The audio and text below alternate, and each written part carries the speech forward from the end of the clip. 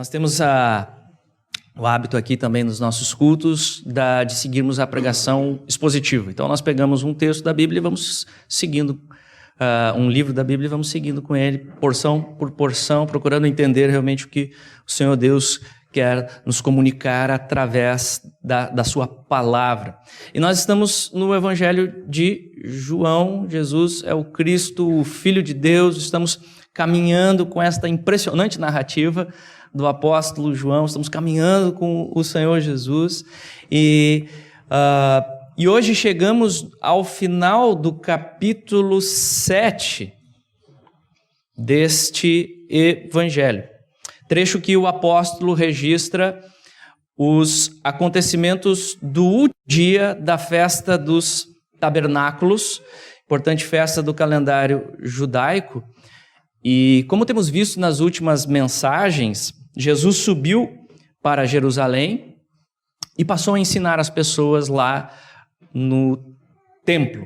Pronunciou importantes discursos, apesar de toda a hostilidade das autoridades judaicas, que lançaram as acusações a respeito de Cristo, hostilidade também por grande parte da multidão. E é incrível, pois veremos hoje que mesmo com toda esta oposição, ainda assim, em vez de Jesus se afastar das pessoas, não, nós veremos hoje ele fazendo um gracioso convite. Mesmo desprezado, mesmo maltratado, mesmo acusado, ele ainda assim permanece ensinando. E vai fazer um gracioso convite. Ele chama as pessoas para ele mesmo, afirmando ser a fonte de água viva. Jesus é a única fonte de salvação e vida eterna para os pecadores perdidos. Nenhum outro líder religioso fez uma afirmação deste calibre, com esta ênfase. Os líderes religiosos, eles falavam, sigam os meus ensinos. Jesus fala, sigam a mim. Eu sou a verdade. Eu sou o único caminho. Nenhum líder jamais falou como Cristo. Que ousadia é essa? Este homem tem algo diferente. Não estamos diante de um homem qualquer. Ele sobrepuja todas as outras religiões. Ele diz que é a verdade, a fonte de água viva. Por isso vamos dividir a nossa mensagem hoje, meus irmãos, em duas partes. Primeiro, vamos nos concentrar neste convite de Jesus. Quais são as marcas deste convite? O que podemos aprender desta metáfora de água e sede aplicada à nossa vida espiritual? O que comunica isso, essa metáfora de Jesus? E na segunda parte de nossa mensagem, vamos observar as diferentes reações dos homens em relação a Cristo, em relação a este convite. E a questão fundamental é: qual a sua reação? Qual será a sua reação diante deste convite que nós vamos estudar hoje na palavra? Ok? Então esse será o nosso assunto hoje. E para começar, vamos ao nosso Deus em oração.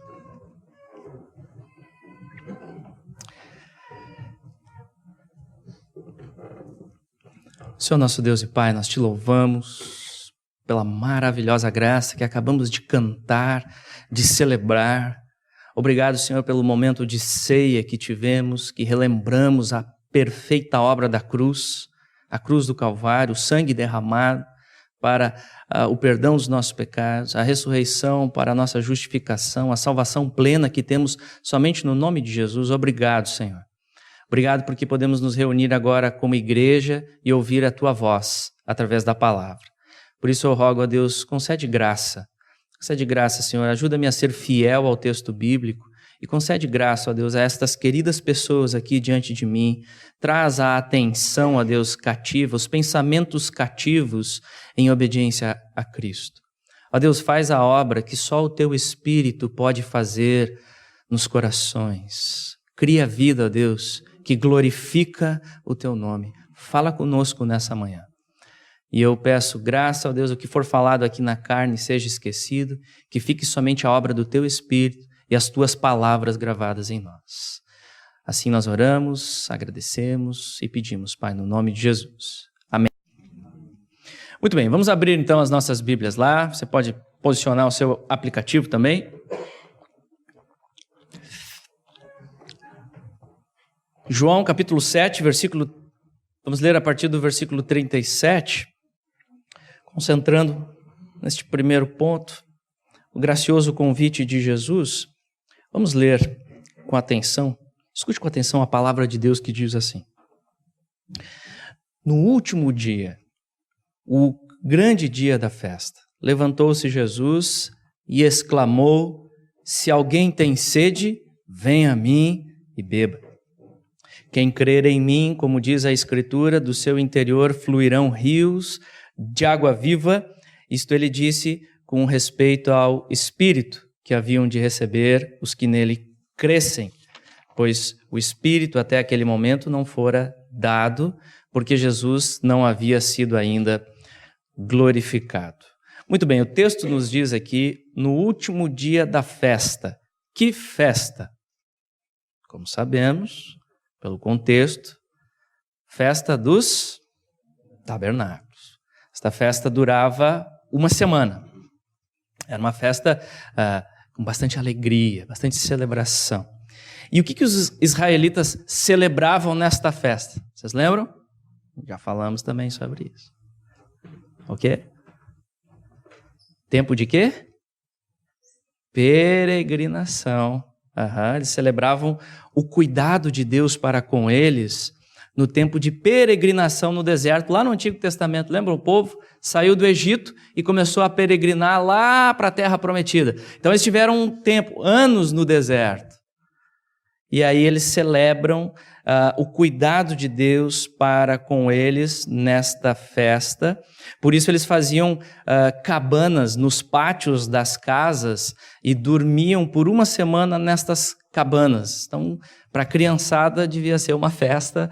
Eles celebravam, se alegravam ali com aquele momento das festividades. E um dos rituais que acontecia todos os dias nesta festa era exatamente a retirada de água por parte do sacerdote do poço de Siloé. Ele retirava a água e carregava esta água até o templo para derramá-la no altar de sacrifícios. E isso era feito para lembrar a provisão milagrosa de Deus lá no deserto, quando a água saiu da rocha por meio de Moisés. Então eles lembravam daquele momento marcante, da presença de Deus com ele. E estudiosos, comentaristas destacam também que este ritual não só lembrava do passado, mas apontava para o futuro. Pois eles celebravam e eles estavam anunciando ali com este ritual as bênçãos salvadoras que seriam derramadas sobre o povo no tempo da vinda do Messias. Então, assim, durante essa procissão, enquanto o sacerdote carregava a água até o templo, o povo entoava salmos no momento dessa procissão. E eles lembravam de textos dos profetas do Antigo Testamento, como, por exemplo, Isaías, capítulo 12, que diz: Vós, com alegria, tirareis águas das fontes da salvação. Direis naquele dia: dai graças ao Senhor, invocai o seu nome, tornai manifestos os seus feitos entre os povos, relembrai que é excelso o seu nome, cantai louvores ao Senhor, porque fez coisas grandiosas, saiba-se isto em toda a terra. Portanto, é nesse contexto, imagina só, é nesse contexto que, com este pano de fundo, que no último dia, o dia mais importante da festa, Jesus se levanta e exclama: se alguém tem sede, venha a mim e beba.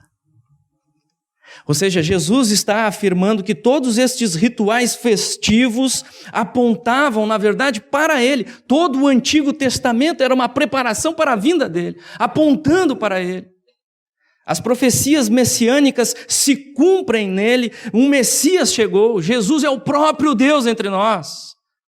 Ele é Emanuel, é Deus conosco, é Deus entre os homens.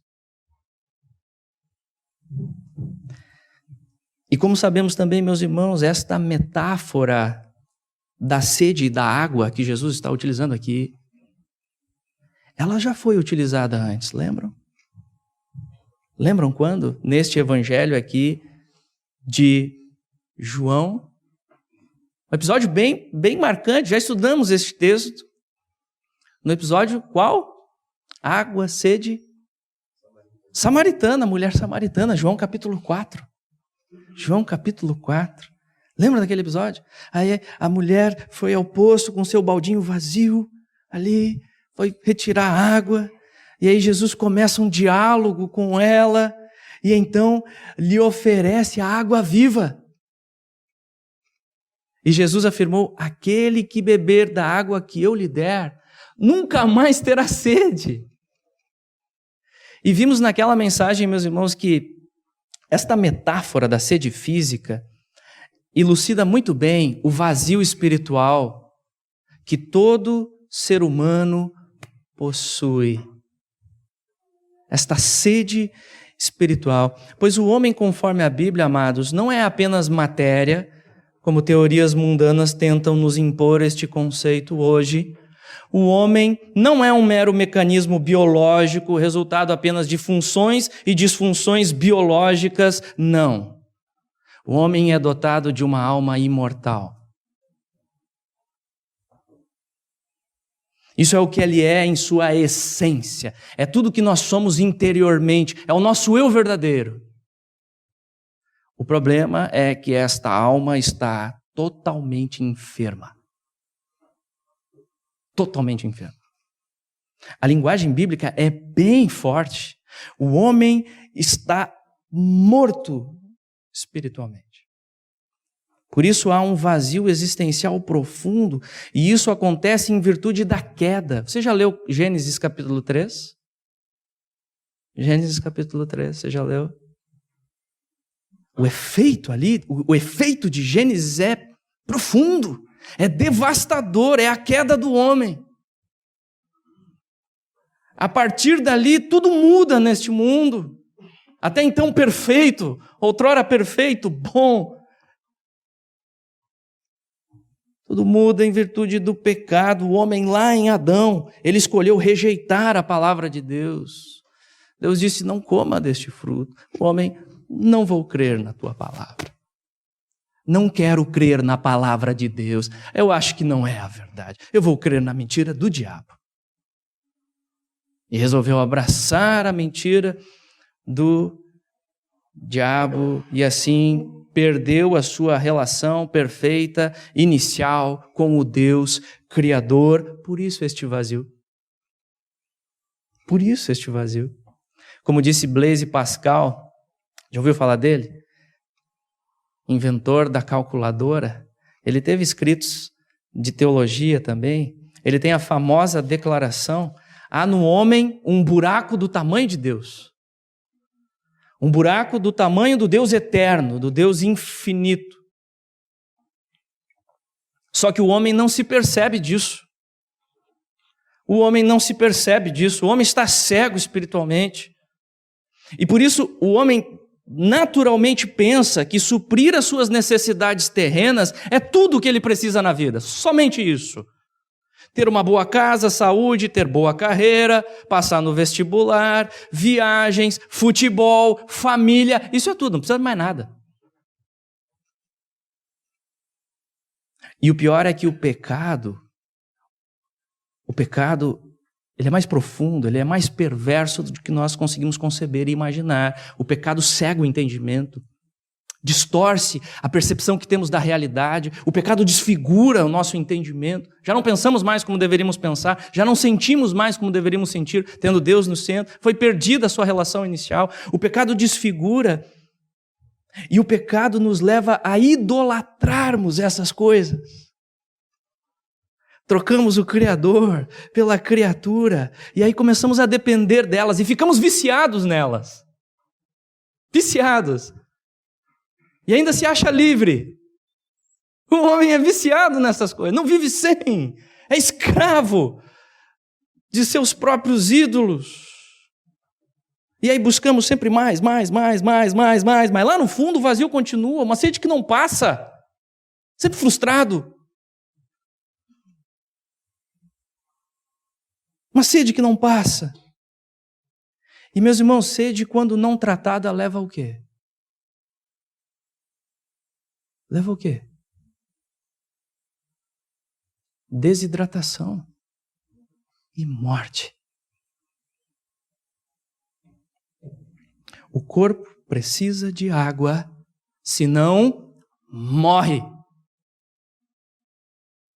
Portanto, diante desta triste realidade humana do homem, pecador, que nasce neste mundo sem Deus, sem sentido na vida, sem significado profundo e duradouro. Por isso ele procura realização e estabelecer a sua identidade nas coisas ou nas suas realizações. Ele procura definir a sua identidade naquilo que ele faz, nas mais variadas realizações. Mas isso não traz significado profundo, duradouro. Então é diante deste quadro que Jesus, o gracioso Salvador, que veio buscar o perdido. Ele não precisava fazer isso, ele é o Deus de toda a glória, mas ele veio por amor, ele veio buscar o perdido. E aí então ele faz este convite, escute este convite, pare tudo agora, escute este convite, se alguém tem sede, venha a mim e beba. E quais são algumas marcas deste convite? Podemos identificar aqui 3 aspectos.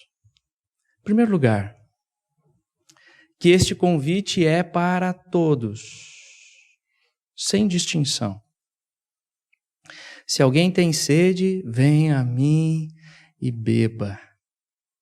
Esse convite é para todos. Todos os que têm sede, todos os que querem beber desta água podem vir, seja o rico ou o pobre, seja o estudado ou o sem estudo, seja qual for a cor da pele, a língua falada, não importa, o passado que teve, não importa. Quem tem sede, vem agora. Você que já se cansou de buscar satisfação em outras fontes e se frustrou, e vem se frustrando vez após vez, venha. Venha beber. Há água muito boa à sua disposição. Isaías, capítulo 55, versículo 1. Ah, todos vós, os que tendes sede, vinde às águas. E vós, os que não tendes dinheiro, vinde comprar e comei. Sim, vinde comprar sem dinheiro e sem preço. Sim, é de graça. Pode vir, beba à vontade desta fonte que é Jesus, o único que pode satisfazer todos os anseios da vida humana. Por isso precisamos ir a Ele urgentemente. Em segundo lugar, percebemos que este convite de Jesus pressupõe nossa completa dependência da ação soberana de Deus. A necessidade do novo nascimento por obra do Espírito Santo. Já estudamos este texto lá em João 3. Porque, apesar de todos os homens estarem sedentos, pela cegueira de nosso pecado, ninguém por si só desejará ir a Cristo para beber destas águas. Ninguém. Por sua própria força? Não, nem pensar. O Cristo bíblico, não. Ninguém vai desejar por si mesmo ir a Cristo para beber das águas da salvação, se não for antes capacitado por Deus Pai. Jesus já afirmou isso várias vezes no Evangelho de João. Nós já estudamos várias vezes os textos, como por exemplo João capítulo 6, versículo 44. Ninguém pode vir a mim se o Pai que me enviou não o trouxer. Ninguém. Portanto, não podemos por nossas forças. Não temos esta vontade. Não temos esta vontade. O que eu faço então, pastor? Clame. Clame a Deus. Clame a Deus nessa hora. Tem misericórdia de mim, Senhor. Abra os meus olhos para eu contemplar a glória de Jesus aqui na palavra como a única fonte que eu devo beber para ter a vida eterna. Me ajuda a contemplar, me ajuda a conhecer este Cristo bíblico e ser saciado neste conhecimento maravilhoso dele. Terceira marca, percebemos que este convite de Jesus pressupõe uma relação pessoal com ele. Meus irmãos, nós não estamos falando aqui de religiosidade, de você cumprir a cartilha religiosa todo domingo, checklist, fui na igreja, ponto para mim. Não, nós estamos falando aqui de um relacionamento pessoal. E Jesus, ele exige exclusividade absoluta. Exclusividade. Por quê? Porque Jesus é o único mediador entre Deus e os homens. Não há nenhum outro. Ninguém mais pode fazer essa mediação. Ninguém mais. Os homens criam os seus falsos deuses, são santos, são imagens. Maria foi uma mulher especial, agraciada por Deus, sem dúvida nenhuma. Mas ela não pode fazer essa mediação, porque ela não passa de criatura. E ela mesma reconhece que é pecadora, porque lá no cântico de Maria, lá em Lucas, ela fala, meu espírito se alegrou em Deus, meu Salvador. Ela reconhece a necessidade também do Salvador, ela precisa de Cristo, ela é pecadora. Jesus é o único mediador entre Deus e os homens, pois ele é 100% Deus e ele é 100% homem em uma única pessoa. Por isso a nossa fé deve estar depositada só em Jesus e mais nada. Só Jesus é o caminho. Só Jesus pode perdoar pecados. É somente em Jesus que você pode restabelecer um relacionamento pessoal com Deus em virtude da obra da cruz. Ao morrer pelos pecados que nos separavam de Deus, hoje celebramos a ceia, e ressuscitar vitorioso para a nossa justificação. Se alguém tem sede, venha a mim e beba. Você deve ir a Jesus pessoalmente. É você e ele. Mais ninguém. Ninguém pode fazer essa mediação por você. Você deve ir pessoalmente, em arrependimento e fé, somente nele, para ter essa experiência pessoal com ele. Sua mãe não pode fazer isso por você, seu pai não pode fazer, seu esposo, o pastor não pode. Como diz o pastor Hernandes Lopes, Jesus não está convidando as pessoas para olhar a água, analisar a água, admirar a água, conversar sobre a água, nem para criticar a água. Jesus convida as pessoas para beberem a água. Muitos ouvem falar de Jesus, leem sobre Jesus, mas não o experimentam. São religiosos, mas não convertidos. Muitos são criados na igreja, frequentam os cultos, mas nunca beberam da água da vida. Por isso eu pergunto, você já bebeu desta água que é Cristo? Vá a Ele hoje. Vá a Ele, vá a Cristo. Este é o único caminho para a salvação. E no verso 38, Jesus deixa claro que aquele que atende o seu gracioso convite encontra plena satisfação. Olha que interessante isso. Então, aquele que atende o convite de Jesus não fica mais correndo para lá e para cá, insatisfeito, frustrado, porque encontrou a fonte. Encontrou a fonte. Ele diz, quem crer em mim, e aqui percebemos que beber de Cristo e ir a Cristo é sinônimo de crer nele. Percebem? Quem crer em mim é sinônimo, então, de depositar toda a sua fé só em Jesus, o Jesus bíblico, o Jesus conforme a palavra. Como diz a Escritura, do seu interior fluirão rios de água viva. E com isso identificamos que o convite de Jesus traz junto esta promessa maravilhosa do Espírito Santo. Por isso a vida que Jesus veio trazer para aqueles que confiam nele não é uma vida qualquer, mas é uma vida plena, é uma vida satisfeita, pois agora o próprio Deus faz morada no crente, pelo seu Espírito. Desta forma, aquele que bebe de Cristo começa a desenvolver no seu interior o fruto do Espírito. pela presença graciosa de Deus. Gálatas capítulo 5 diz: mas o fruto do Espírito é... Vamos ler juntos? Amor, alegria, paz, longanimidade, benignidade, bondade, fidelidade, mansidão, domínio próprio. Que maravilha! Que maravilha pela presença de Deus no crente. Você tem manifestado este fruto em seus relacionamentos? Com a sua esposa, seu esposo, familiares, colegas de trabalho. Você está bebendo desta fonte?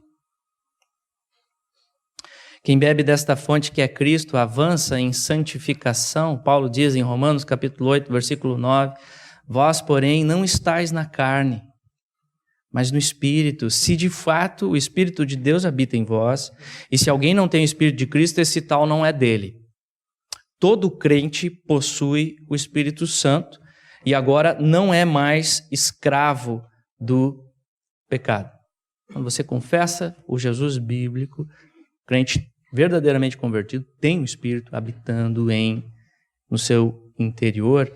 E o fato é que quando você bebe das águas cristalinas puríssimas que Jesus oferece, você não quer saber mais de outra água. É que nem quando você prova um café de qualidade superior, sabor refinado, saboroso. Você não quer mais saber da marca inferior. Na verdade, os irmãos aqui sabem bem da situação. Na vida espiritual é semelhante. Em Jesus você prova de uma água puríssima, excelente. Agora você não quer saber mais das águas paradas do pecado. Nestas águas que antes você tinha prazer, você não tem mais. Isso agora faz mal para você. Você passa mal, fica enjoado. Não é mais como era antes. Você provou de uma água muito mais saborosa, muito mais excelente. Por isso agora você não quer mais provar, você não quer mais ceder à promiscuidade. Não quer mais. Você não quer mais. Você sabe que isso aí não satisfaz plenamente. Isso faz mal para você. Você não quer mais ceder ao consumismo vazio, de ficar comprando todas as coisas para suprir um vazio que está aqui, porque o vazio já foi suprido por algo muito maior, muito melhor. Você não quer ceder mais a uma vida de ostentação vazia, se mostrando para os outros com o que você tem, com seus talentos, com o que você faz. Essa vida é vazia, essa vida é cansativa. Você não quer mais ceder à ostentação. Você não quer ceder mais também ao moralismo seco, vazio, sem vida. Não. Você não quer mais esta água parada. A vida agora tem verdadeiro significado. Tudo se faz novo. A sua identidade é estabelecida em Cristo. Você agora é um filho amado de Deus. Você agora é um filho amado de Deus. E nada pode mudar isso. E só Cristo tem as palavras de vida eterna. Para onde mais você iria? Não tem outra fonte. Para onde mais você vai? Você que já bebeu desta água maravilhosa. E interessante, amados, que essa figura do rio de água viva fluindo do interior do crente, isso indica também que quem bebe de Cristo não encontra satisfação apenas para si mesmo. Notaram isso? Com a figura do rio? Não é só você sendo suprido, não é só você, só prazer para você mesmo, alegria. Claro, é isso em Cristo, mas é mais, porque um rio de águas puras, ele serve para abençoar muitas outras pessoas. Cidades são estabelecidas ao redor destes rios. Ou seja, em Jesus, você deixa de ser um aproveitador das pessoas e se torna uma fonte para abençoar o seu próximo. pois agora você quer disponibilizar os seus talentos. Os talentos que você tem, que são preciosos, foi Deus que deu para você? Seja na música, seja no servir as pessoas, seja nas visitas que você faz, seja, enfim, no seu trabalho. Os talentos vêm do Senhor Deus. É graça de Deus. Então você agora quer disponibilizar ao Criador, a glória do Criador. Você quer disponibilizar o seu tempo, você quer disponibilizar os seus recursos para servir o Senhor Deus, para servir o seu próximo, em vez de se aproveitar dele. Você não quer mais se aproveitar dele.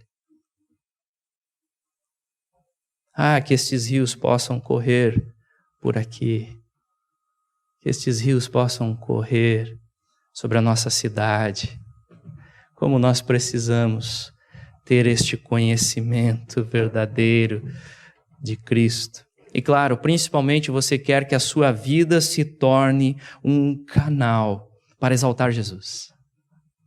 Para exaltar a glória de Deus. E como sabemos, amados, esta promessa está relacionada com a dádiva do Espírito Santo. O apóstolo João explica no versículo 39, isto ele disse com respeito ao Espírito que haviam de receber os que nele crescem, pois o Espírito até aquele momento não fora dado, porque Jesus não havia sido ainda glorificado. Devemos entender aqui, meus irmãos, não que o Espírito Santo não estivesse agindo no Antigo Testamento, não pense isso. Ninguém pode crer em Jesus sem a ação do Espírito. Jesus prefigurado no Antigo Testamento. Com certeza, a terceira pessoa da Trindade, o Espírito Santo, já existia por toda a eternidade. Ele é Deus e estava agindo. Mas o que ocorre é que depois que Jesus foi glorificado, ou seja, depois da morte na cruz, da ressurreição e ascensão aos céus do Senhor Jesus Cristo glorificado, conforme a promessa, o Espírito Santo, o Consolador, no dia de Pentecostes, foi enviado para a igreja.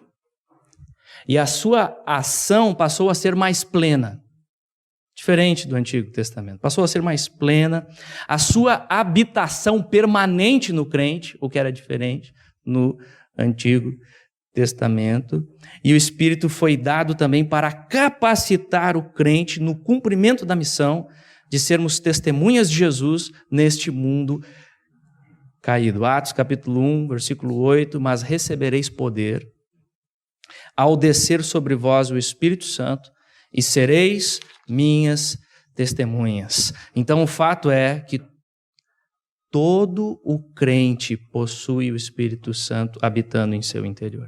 É muito importante entendermos isso. Todo crente é ungido pelo Espírito. Todo crente é batizado pelo Espírito. Todo crente é guiado pelo Espírito no conhecimento da verdade. Todo crente é selado com o Espírito Santo da promessa, ou seja, a garantia eterna de salvação, que vai se consumar quando Jesus voltar. Você não precisa se esforçar para conquistar uma segunda bênção no Espírito, fazendo coisas mirabolantes. Não, o crente recebe o Espírito plenamente quando se converte, quando confessa Jesus como seu Senhor e Salvador. O problema, meus irmãos, é que muitos crentes são displicentes em buscar a plenitude deste Espírito em Cristo. Muitos crentes são displicentes. E muitas vezes agimos assim, temos a fonte de água transbordando à disposição e não bebemos dela. Em Cristo reside a plenitude da divindade, nele estão ocultos todos os tesouros da sabedoria e do conhecimento de Deus, mas ainda assim, às vezes ficamos bastante tempo sem beber desta fonte, desprezamos a leitura da palavra de Cristo, não vamos a Ele em oração, esquecemos de nossa dependência de sua graça e ansiosamente queremos resolver tudo na nossa força. E qual o resultado disso? Obviamente não pode ser coisa boa, não pode ser bom. Por esta negligência, amados, perdemos vigor espiritual. Corpo sem água por um tempo fica fraco. A vida cristã se torna um peso insuportável. Perdemos o ânimo de servir a Deus e sua igreja. Até mesmo vir à igreja pode se tornar um peso, o que deveria ser uma alegria. Se torna um peso. De novo na igreja. Nos tornamos excessivamente críticos, pesados,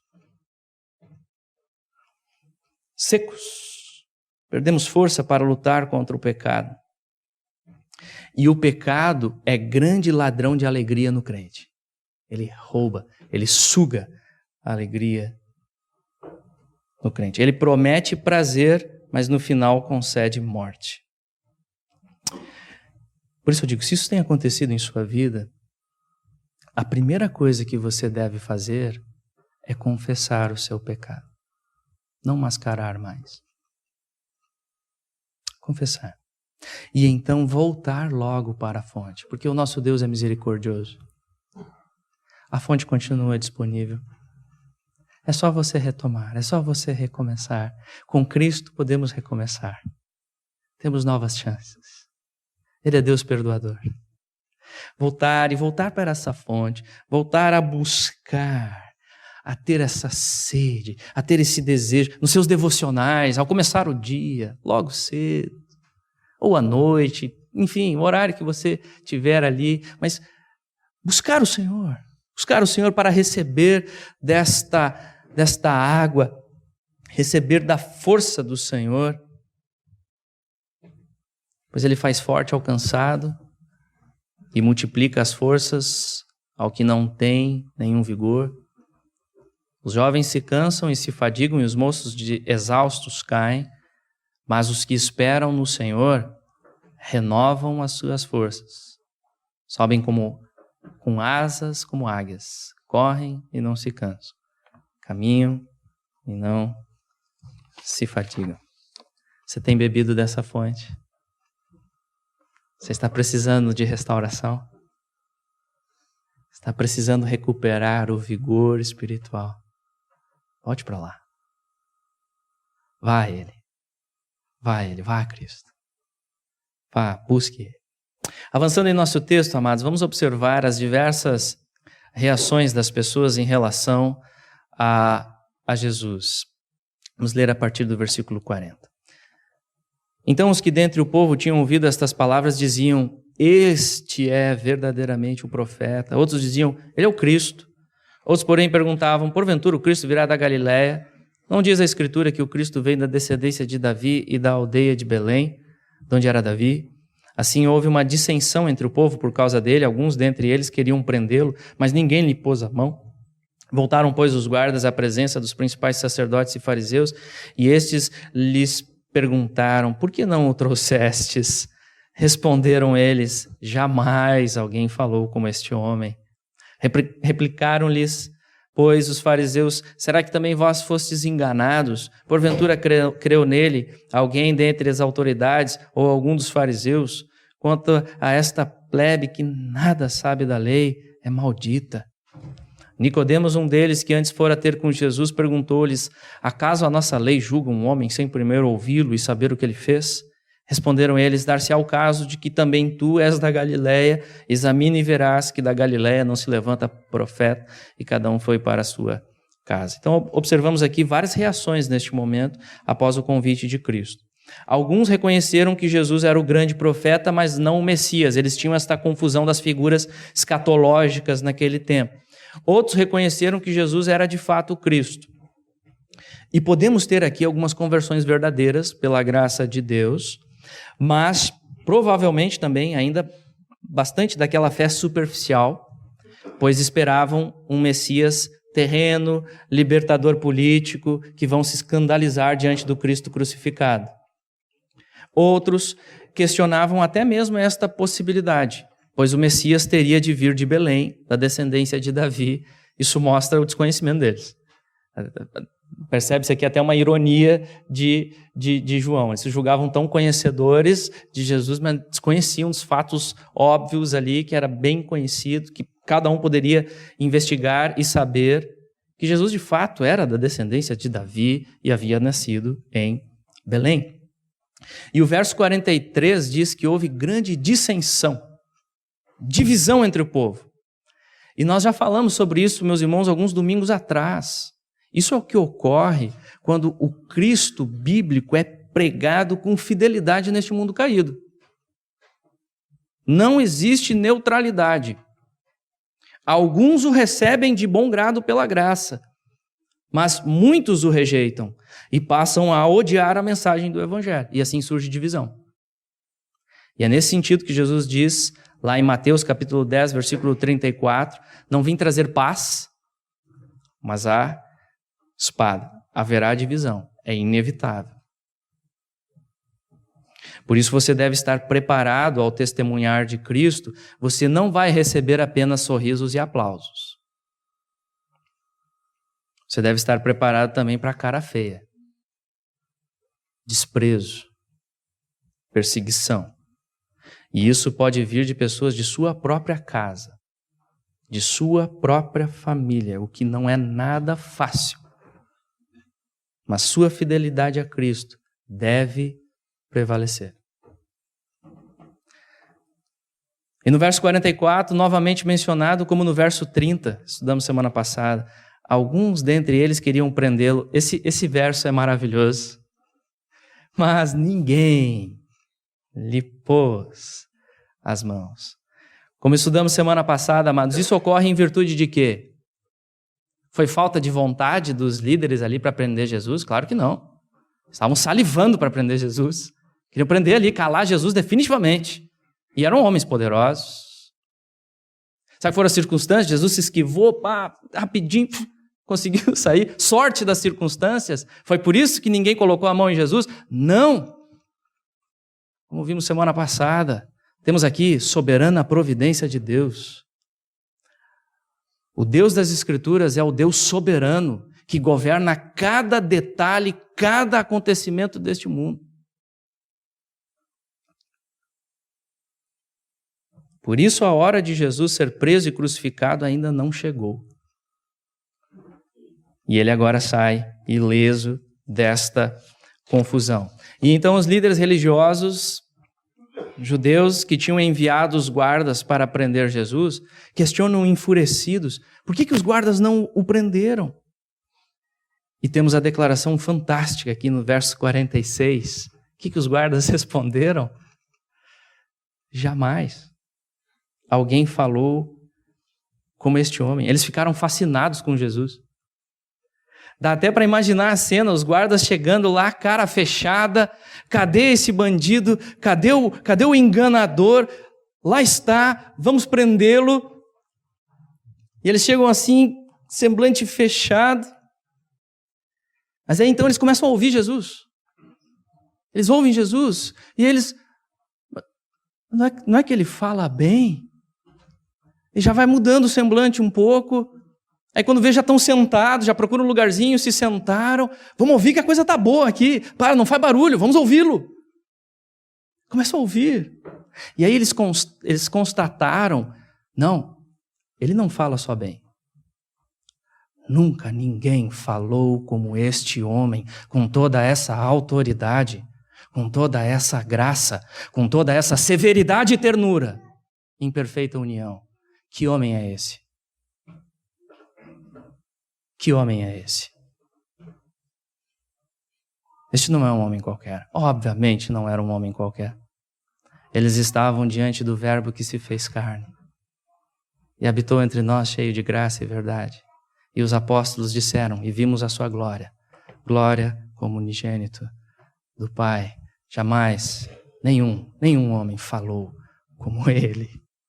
Que autoridade gloriosa. Mas note as autoridades cegas pelo ódio, cegas pelo orgulho. Eles confrontam os guardas. E devemos entender aqui, não são soldados romanos. Estes guardas aqui são levitas, separados para manter a ordem na região do templo.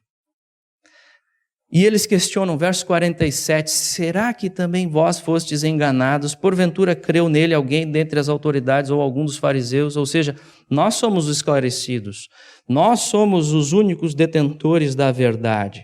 Vocês estão vendo alguém de nós aqui, líderes religiosos, crendo neste homem? Quanto a esta plebe, quanto a esse povão, que nada sabe da lei, é maldita. Perceba o ódio. Perceba o orgulho daqueles que eram responsáveis por conduzir o povo no conhecimento do amor a Deus e amor ao próximo, que é o resumo da lei, que eles se diziam grandes conhecedores. Tem algo bastante errado com esses corações.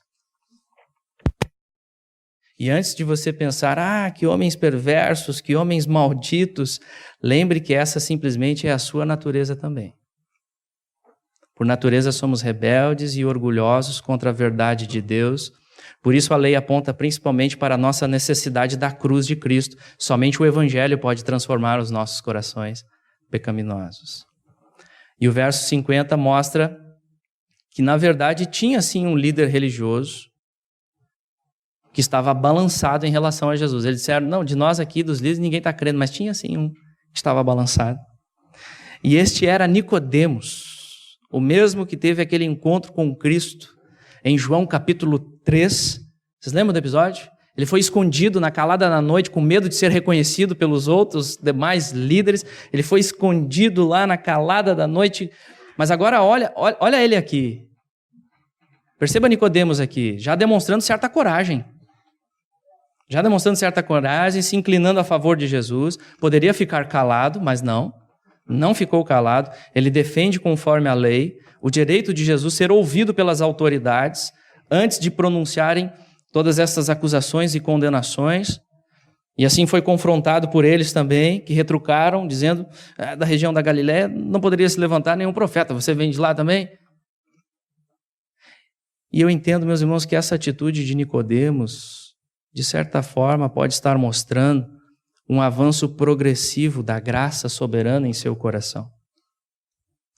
Porque note, primeiro ele vem às escondidas. Agora ele já se manifesta no Sinédrio, emitindo este parecer favorável. E depois lá no capítulo 19, versículo 39, mais para o final do Evangelho, após a crucificação, quando todos os discípulos abandonaram com medo, quem é que vai junto com José de Arimateia para requisitar o corpo de Jesus? Nicodemos se expõe e vai requisitar o corpo de Cristo. Parece que algo está acontecendo na vida de Nicodemos, depois daquela noite que ele encontrou Jesus. Parece que ele provou do gostinho de certa água e gostou muito. A Bíblia não afirma claramente, mas eu creio, meus irmãos, que podemos entender aqui um processo gradual, até finalmente acontecer a conversão de Nicodemos. Aquele coração duro, religioso, fechado, foi cedendo, foi amolecendo, pouco a pouco, diante do chamado onipotente do Espírito. Deus chama os seus eleitos. O Espírito vem, o chamado do Espírito é poderosíssimo. E vence as resistências de nossos corações fechados ao Evangelho, pela graça soberana de Deus, para com os seus eleitos. Por isso eu pergunto, e você aqui hoje, qual a sua reação diante deste convite de Jesus? Essa é a questão mais importante da vida. O que você diz sobre ele? Você é daqueles que se fecha, não querendo ceder, pode até ficar incomodado com essa mensagem. Não, aqui eu não volto mais. Não, isso aí é radicalismo. Isso aí é radicalismo. Esse papo de crente aí é lavagem cerebral. Não, isso aí não é para mim, não. Eu tenho a minha verdade, estou bem com ela, não vem me incomodar. Qual é a sua reação? Ou você é daqueles que fica em cima do muro? Sabe aqueles? Não, eu não nego, mas eu também não me rendo, não aceito completamente esse discurso de Cristo. Eu não quero me comprometer, vou ficar em cima do muro. Mas como já falamos, não existe neutralidade. Não caia nessa ilusão. E essa atitude já evidencia incredulidade. Já evidencia desprezo para com a verdade do Evangelho, este convite maravilhoso de Cristo. E se esse é o caso, pense bem, Pense bem, pois ao rejeitar este convite de Jesus, você está rejeitando o próprio Deus. E está rejeitando o único caminho para a salvação. E se você permanecer nesta rejeição, você estará eternamente perdido. Então está na hora de você pensar sério agora sobre isso. Sério sobre isso. Você não está aqui à toa. Deus é soberano sobre este momento. E está na hora de você começar a pensar sério sobre quem é Jesus para você. E se você vai segui-lo ou não. Hoje é o dia da decisão. E talvez você seja alguém aqui hoje que sente o seu coração amolecido. Sim, você começa a sentir o seu coração amolecido. Você começa a sentir a sua necessidade de Cristo. Isso é graça, meu querido, isso é graça. Minha querida, isso é graça. Isso não vem de nós. Não adie mais essa decisão. Renda-se hoje a este Cristo. Volte-se para Ele hoje. Confesse hoje, Jesus, firme este compromisso com Cristo. Beba hoje desta fonte de salvação e vida eterna. Como diz Romanos, capítulo 10, versículo 9. Vamos ler juntos? Se com a tua boca confessares Jesus como Senhor, e em teu coração creres que Deus o ressuscitou dentre os mortos, serás salvo. Você já o confessou?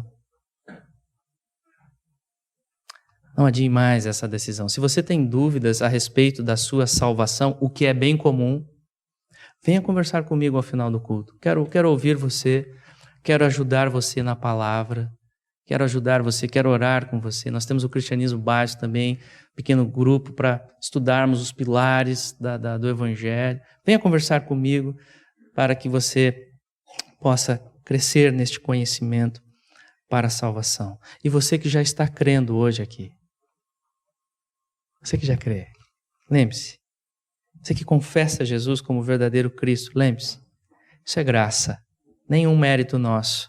Como Jesus, diante dos discípulos, perguntou, quem vocês dizem que eu sou? Pedro respondeu, tu és o Cristo, Filho do Deus vivo. E Jesus falou, bem-aventurado és, Pedro, porque isso não vem de você, vem do alto. Vem do alto. É graça. É o Pai. É o Pai vencendo corações duros. É o Pai dando dos seus para Cristo. No pacto eterno, pacto da graça. Pertencemos a Ele graciosamente. Então lembre-se, nenhum mérito nosso, nunca, nada. Nem 1 centímetro de mérito. Toda a glória pertence ao nosso Deus, a salvação pertence ao Senhor. E não pare de beber desta fonte para perseverar na fé até o fim nesta terra. Concluindo, amados, esses então foram acontecimentos finais nesta festa dos tabernáculos, como vimos neste grandioso dia. Deve ter sido realmente impressionante. Que dia marcante. O Deus Emanuel, o Messias ali dizendo, venham a mim e bebam. Jesus é Deus conosco, Jesus é fonte de vida. Mas conforme o texto, muitos o rejeitaram e continuam rejeitando hoje, mas os que o recebem pela fé, mediante a graça, desfrutam da presença do Espírito Santo em seus corações. Não estão mais sozinhos. O Consolador está com o crente.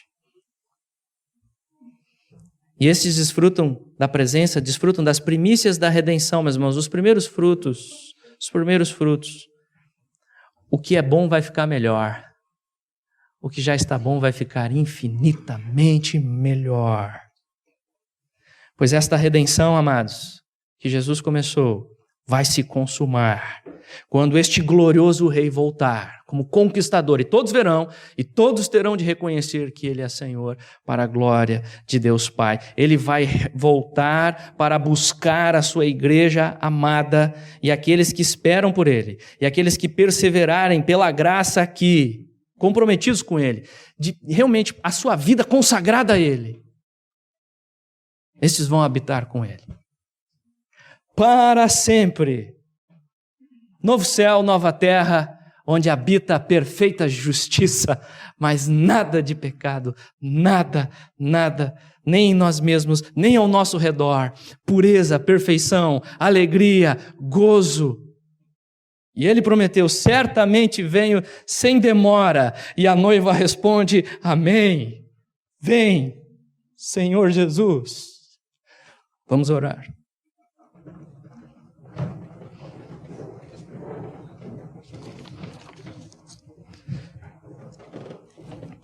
Senhor Deus, nós te louvamos. Obrigado por este gracioso convite, Deus.